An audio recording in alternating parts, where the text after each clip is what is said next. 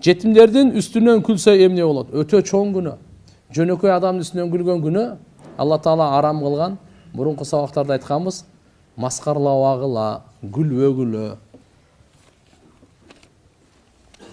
Bir учур келет, bunun üstünden de gülüne turgan учур келет. Ma yadhak yudhak. Arapçada söz var. Kim gülse, anın üstünden de gülüne деген. Bir ушундай келинет.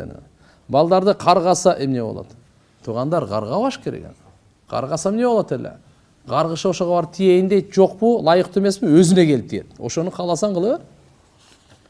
Каргыш жаман нерсе, куфурлук жаман нерсе, көтөрүлүп барып тиейин дейт. Жокпу, өзүнө кайтат. Бала тарбиялоо боюнча кеңеш берип кетсеңиз, балдарга алхамдулилла азыраак сөз, көбүрөөк амал көрсөтөйлү, ошо. Дуа кылайын иншалла, аракет кылайлы күн сайын аларды жөнүндөй без контроль таштап койбош керек балдарды. Өзгөчө ушу доордо. Кыздарды дагы, балдарды дагы. Достору ким карап коюңуз. Айта турган сөз өтө көп го, просто убактыбыз аз. Ким менен достошуп атат? Дозок алып бара тургандар эмеспи? Алладан узак кыла турган эмеспи? Кыздарыңыздын да, балдарыңыздын досторун карап коюңуз, таксыр. Аял киши балдарын садикке берип иштесе канчалык туура болот? Мен эм зарылчылыкка карайсың.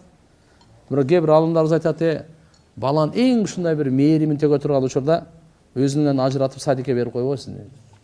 Жанды алып жүрсүн, карап жүрсүн балан. Эгерде зарылчылык болуп турган болсо мейли, иши бар, сабагы бар, берип карап, ошондо дагы иншалла садик кайсы садикке берип атасыз, ушуну карап коюңуз. Мен шам намазында 2 рекат Тухфа Расул окуймун, Айша энебизге багыштайм. Ушул туурабы?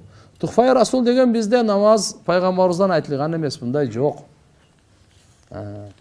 Шамдан кийин машалла авабин 6 рекат айтылды.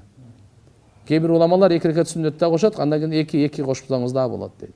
Сооп даражалары улуу, 2 рекат нафил намаз окуп туруп эле, анан пайгамбарыбыз саллаллаху алейхи ва саллям жубай Айша энебизге багыштай бериңиз.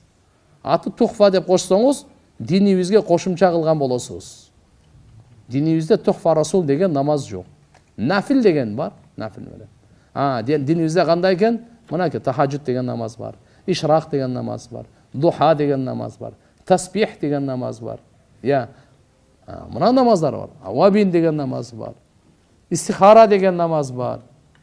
Истисқа, кысасы айтканда Тухфа Расул деп жок. Тухфа деген мындай белек деген сөз го, фарсча.